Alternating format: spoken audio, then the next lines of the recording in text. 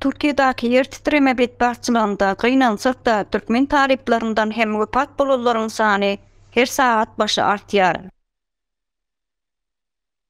Şu wagtçylly paýlaşylan maglumatlara görä, jesetler tapylanlaryň arasynda Aýmurat Geldiýew, Ruslan Hümmedow, Mähri Anjikowa, Nazar Kemalow, Arslan Babaýew we Garawndan Gülsultan hem bar. Aýna Piriwa Hassahanada we Maftuna Gurbanowa da ýetenleriň arasynda ýer alýar. Wepat bolanlaryň we ýeten Türkmenistanyň ýurtdaşlary barada Türkmenistanyň elçiliginden şu wagtçylly hiç ýyly resmi ýüzlenme bolmady. Wepat bolanlaryň Türkmenistana äkidilmegi barada hem hiç ýyly maglumat ýok.